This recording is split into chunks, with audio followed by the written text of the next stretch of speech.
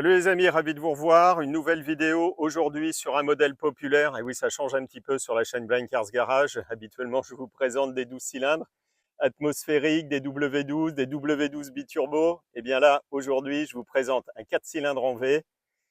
Il est tapi tranquillement sous ce capot de Ford Taunus 12M. C'est un modèle 1969, un coupé.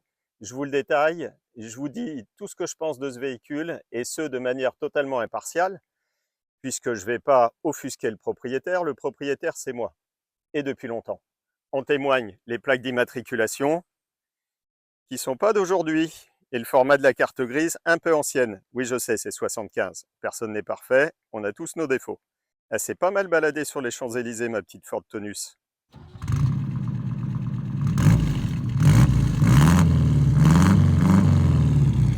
Quelques mots sur l'histoire de ce modèle. D'abord, Taunus, d'où ça vient?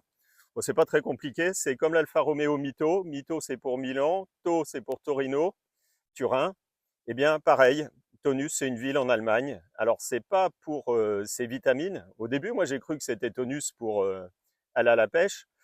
Attention, hein, les 12M et les 15M, c'était le bas de gamme. Dans la série Ford Taunus, il y avait la 12, la 15, il y avait la 17, la 20 et la 26. Aujourd'hui, je vous parle de la 12M, de ce modèle en particulier, qui est très proche de la 15M. Il s'agit d'un modèle, je viens de vous le dire, de 1969. On l'appelle P6. Et oui, comme son nom l'indique, c'est la 4e génération de Ford Taunus. La première génération, c'était 1952-1959. La deuxième génération, 1959-1962. La P4, eh oui, c'est pas du tout dans l'ordre. Chez Ford, c'est un bazar à ne plus s'y retrouver.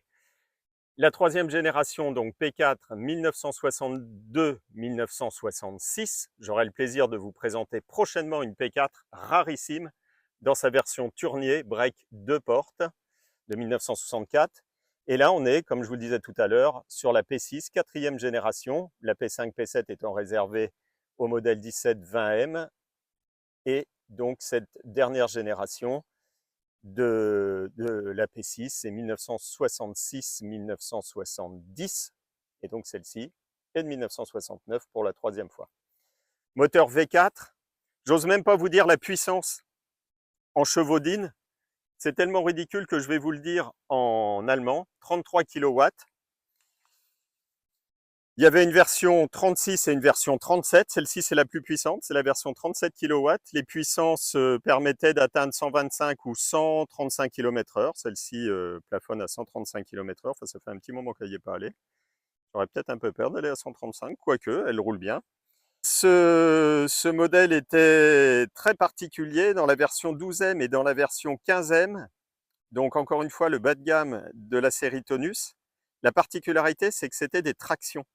C'était très moderne chez Ford, puisque les 17, 20 et 26, elles, sont des propulsions vraiment typées américaines. Celle-ci, avec sa consoeur 15M. Alors, pourquoi 12? Ah oui, pourquoi 12? 12, c'est pour 1200 cm3. Ça tombe bien, celle-ci, on fait 1300. Je vous dis, chez Ford, c'est le grand bazar absolu. Ceci étant dit, il y avait des versions 1200 cm3 ou presque, c'était des 1191 cm3 si je ne dis pas de bêtises, donc atteignait 125 km/h, et dans la version 1300, 12M quand même. Alors, dans la vignette, j'ai marqué un chef-d'œuvre oublié. Alors, c'est pas que je veux faire de la surenchère dans les vignettes, c'est que tout simplement, M, c'est pour un mot allemand que je ne saurais pas vous prononcer, et ça veut dire en allemand, dans la traduction bien française, chef-d'œuvre. Bon, je ne pense pas que même en concession, quand elle était en parfait état, on était sur un chef-d'œuvre. C'était peut-être un peu poussé au niveau du marketing à l'époque, dans les années 60. 69, année érotique, pas mal quand même. Un coupé. Il y a eu plusieurs carrosseries de la 12e et de la 15e. Il y avait des berlines de porte, il y avait des berlines 4 portes, il y avait le coupé, c'en est un exemplaire. Je suis en train de chercher dans les clés laquelle est censée ouvrir le coffre. Je vais vous montrer, il est vraiment très grand. On peut mettre un cadavre dedans. Alors, il y a plein de bazar, hein, vous ne regardez pas. Alors ça, c'était très pratique. Il fallait absolument la clé pour ouvrir. Ce qui fait que si on laissait la clé dans le coffre, et bien là, c'était la galère. J'aime bien le petit bruit de ressort. Puis, attention, c'est de la tôle. Non, le coffre est vraiment gigantesque. On voit le réservoir. Très pratique pour le démonter. Ça n'a pas été fait pour le moment. C'était un grand coffre hein, pour un coupé. C'est un vrai 4 places.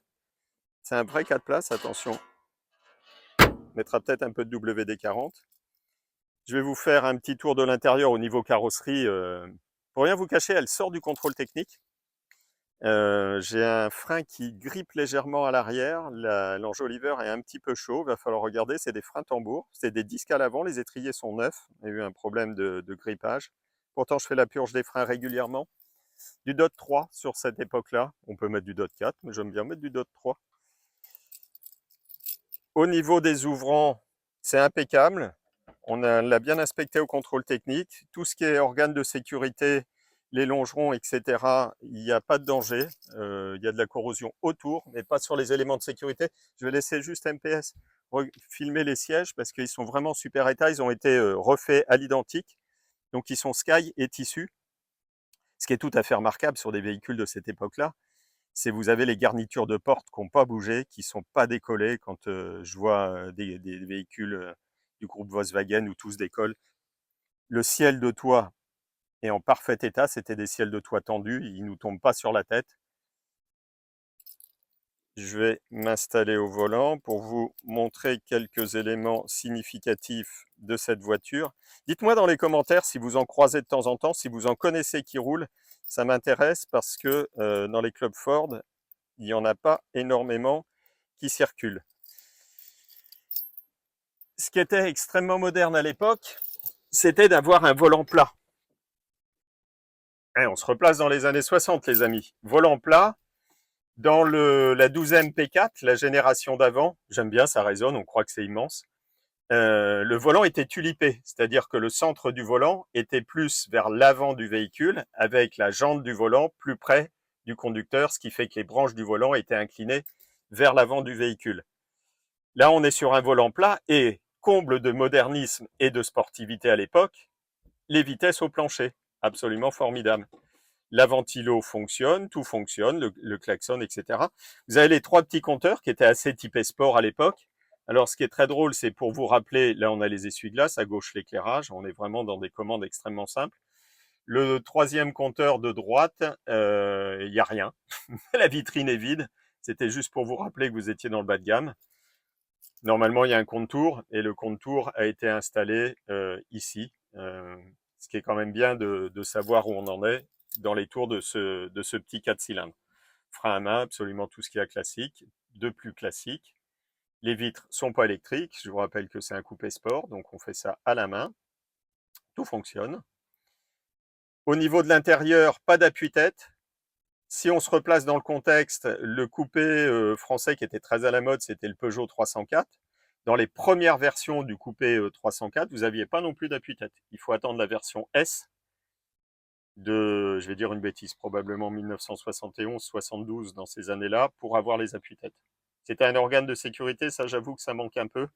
Pas d'appui-tête, c'est un peu léger. Alors, il y a des accessoires qui se mettent avec des griffes. J'en ai, il faut que je les retrouve parce que le coup du lapin, c'est pas une bonne idée, même si on roule en ancienne, si on peut améliorer. On a des ceintures de sécurité. Alors, c'est pas des ceintures en rouleur. Et le petit dispositif pour les tenir accrochés en l'air, c'est fabriqué avec un tendeur sur la poignée pour permettre aux gens de sortir derrière. On se débrouille comme on peut. À l'époque, ça n'avait pas été super bien pensé par les ingénieurs de Ford. Moi, je suis toujours fasciné par les garnitures de porte qui bougent pas après les années comme ça. C'est grand hein, dedans. Hein. C'est une vraie 4 places. Les ouvrants sont impeccables. Il n'y a pas de jeu. Un joli bruit. Ah, je vais vous ouvrir le capot moteur quand même. C'est pas le moteur Pinto, hein, c'est pas le Ford 4 cylindres en ligne, c'est bien le V4. Le 4 cylindres en V, c'est une demi-Mustang. Ou alors, si on est un peu plus gonflé, on peut dire que c'est les 2/3 d'une Mustang 4 cylindres, puisque les premières Mustangs, je vous rappelle, étaient en 6 cylindres, en V6. Ford Mustang de la secrétaire, comme elle avait été surnommée aux États-Unis. Et donc là, on est sur un demi-moteur de Mustang. Je fais gaffe parce que le moteur est chaud, on vient de faire 80 bornes. Tac. Et quand on ne voit pas clair, il faut toujours se méfier de... Alors, normalement, il y a un petit rond quelque part. Je vous fais tout en direct, il est là. Il n'y a pas une voiture où vous avez la targette de maintien de capot moteur au même endroit avec les fixations. Des fois c'est en haut, des fois c'est au milieu, des fois c'est à gauche. C'est bien quand on voit clair, quand on ne voit pas du tout, il faut se rappeler où c'est. Et quand on a une pelletée de bagnole, c'est pas toujours le cas. J'aime bien la calandre aussi à l'avant. Donc 4 cylindres en V, comme je vous disais, 1300 cm3, 37 kW. Encore une fois, je ne vous le donne pas en chevaudigne. On est sur des petits trous, il n'y a pas vraiment de choses compliquées. Les choses qui ont été faites récemment, c'est les étriers de frein avant. Là, on va regarder les tambours arrière, puisqu'on a un petit, on n'a pas un blocage de roue arrière gauche, mais on a un frein. Donc ça, c'est pas normal. On va regarder ça. Là, il y a le contacteur de feu stop qui a été remplacé, c'est disponible partout. C'est vraiment de la pièce de très très grande série, donc on n'a pas de difficulté à retrouver. Ce qui est plus compliqué, c'est les pièces de carrosserie, d'accastillage, type clignotant, qui était un peu spécifique sur ce modèle, calandre, etc. Mais on arrive à se débrouiller. On trouve à peu près tout. Au niveau des pneus, on n'a pas de chambre à air, donc ça c'est relativement confortable parce que ça devient de plus en plus compliqué. Donc ça, c'était côté moteur. Côté échappement, elle est un petit peu bruyante parce que là, par contre, c'est un peu compliqué pour trouver les silencieux intermédiaires. Donc on a fait un bricolage maison qui rend la voiture, qui lui donne une âme un peu sportive. Je vais vous la démarrer. C'est une voiture qui démarre, vous allez voir. On n'est pas sur de l'injection, hein. Non, non, on est sur des carbus. Si j'ai la bonne clé, je vais vous faire la démonstration d'un démarrage. Normalement, réalisé sans trucage, les deux pieds dans l'herbe. Si tout va bien, il suffit de tourner la clé pour que la voiture démarre. Bon, déjà, il faudrait que j'ai la bonne clé. Voilà, avec celle-ci, c'est mieux. Je vérifie qu'on est au point mort. On regarde ce que ça fait. Et pas belle la vie, 1969. Ça tourne super bien. Je vais laisser... Ah non, on va refaire une prise de son parce qu'avec le micro, ça va pas le faire. On s'est déjà fait avoir. Un petit klaxon qui va bien. Je sais même pas où est le klaxon, au milieu. Ah non, il est là. Voilà, ça fonctionne. Il n'y a pas d'autoradio. Voilà, on serait bien normal de l'écouter avec le bruit de l'échappement. On va vous faire un petit démarrage, puis on va vous emmener faire un tour, histoire de faire une petite visite sur les routes de Saint-Benoît-sur-Loire. On est sur les bords de Loire, l'endroit est magnifique. J'ai déjà tourné une vidéo ici de ma Mini Austin. Ford, c'est quand même une marque mythique. Le mot tonus existe dans la gamme Ford depuis 1939, et les dernières tonus, celles qui étaient fabriquées en Angleterre, ont changé de nom, elles s'appelaient Cortina. Et les dernières Ford Tonus fabriquées, je ne sais plus dans quel pays, c'était en 1994. Donc 39-94. Tous les instruments de bord fonctionnent et c'est plutôt utile parce que on a un indicateur de température d'eau. C'est pas un voyant qui s'allume quand c'est trop tard. Donc ça, c'était bien pensé chez Ford. Et puis vraiment, une Ford traction, c'était moderne, c'était super moderne. Un joli petit coupé qu'on voit plus du tout sur les routes. Allez, on vous emmène faire un tour, les amis. Je vais me mettre à la place du passager, c'est ma place, et je vais laisser MPS reprendre le volant de ce petit coupé. C'est bon, les amis, vous êtes bien installés. Mettez la ceinture. Ah non, à l'arrière, il n'y en a pas. À l'époque, il n'y en avait pas. On va nous s'attacher. Alors, ce n'est pas des ceintures à enrouleur, c'est des ceintures qui passent leur vie. Ça démarre au quart de tour.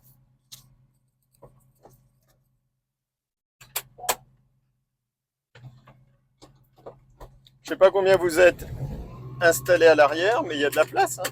Tac, ça y est, c'est bon, je suis attaché. Petite balade par une belle journée, un beau vendredi de septembre, avec un beau soleil sur les bords du fleuve Royal, j'ai nommé la Loire. Petite balade dans le Loiret, dans une voiture fin des années 60, ça ronronne un peu, j'ai gardé le micro-cravate.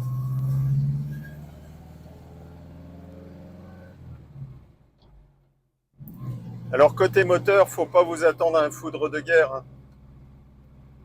À bas régime, il n'y a pas beaucoup de chevaux. À mi-régime, c'est guère mieux. Et puis dès qu'on tape dans les tours, ça s'effondre.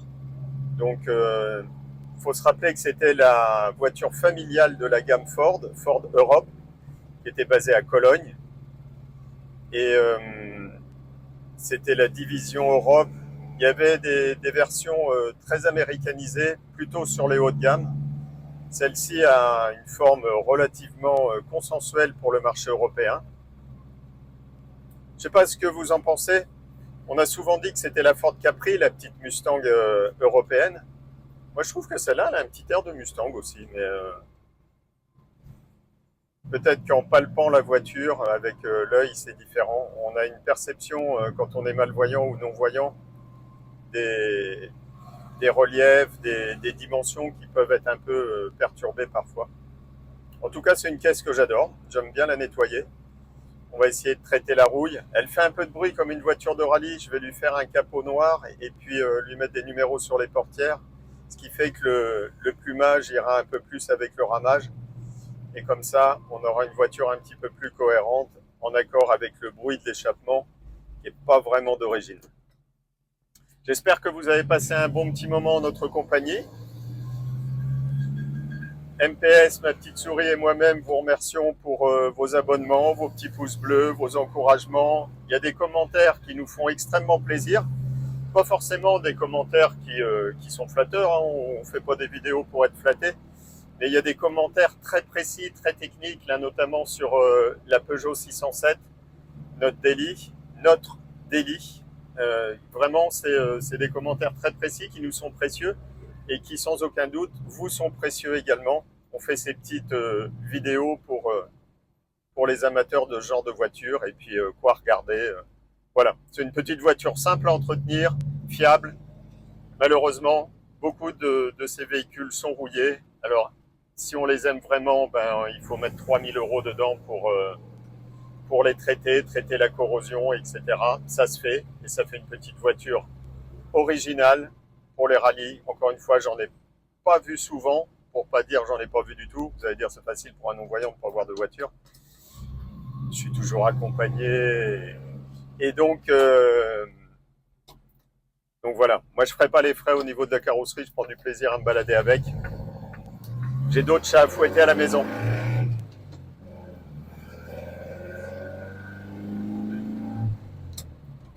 Passez de bons moments. À bientôt les amis, on se retrouve très très vite pour une nouvelle vidéo. Merci de nous avoir suivis.